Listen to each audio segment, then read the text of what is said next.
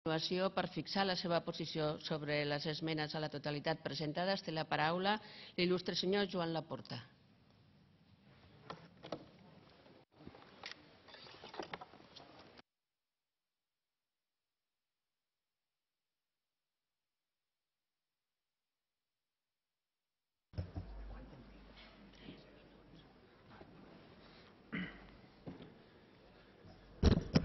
Bé, molt honorable presidenta, honorables consellers, il·lustres diputats, diputades.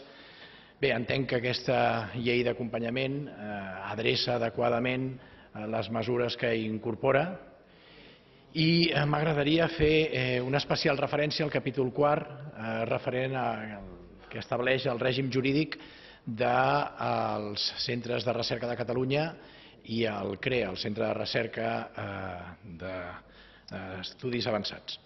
Bé, en aquest aspecte participo totalment que la recerca és prou important, que la recerca no es vegi limitada, no es vegi frenada per la burocratització i per l'excés de regulació. Això estem absolutament d'acord i, per tant, estic a favor de dotar aquestes institucions de més autonomia en el desenvolupament de les seves activitats, perquè, a més, considero que són cabdals pel futur a mitjà i llarg termini d'aquest país.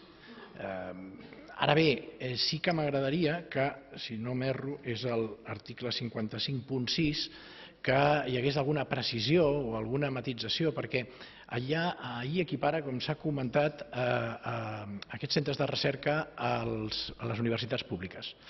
Aleshores, home, no voldria que una interpretació d'aquest article fes que el pressupost d'aquests centres de recerca no tinguessin el pertinent control d'aquest Parlament, que s'incorporessin als pressupostos de la Generalitat. Miri, honorable conseller, li diré així molt clar i em surt de dins.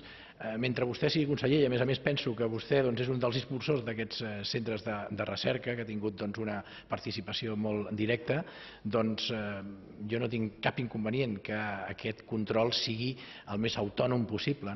Però, clar, em poso en el moment en què potser hi hagin uns canvis de govern en el futur i aquestes lleis tenen vocació de permanència, en aquest sentit, més enllà de l'any pressupostari. Per això és la llei d'acompanyaments i penso que s'hauria de matisar aquesta qüestió, perquè l'esforç que es fa de dotar de més autonomia que no sigui en detriment d'una màxima transparència en la informació. Per tant, el meu posicionament serà en contra de les esmenes a la totalitat d'aquesta llei d'acompanyaments i a favor del projecte de llei. Moltes gràcies.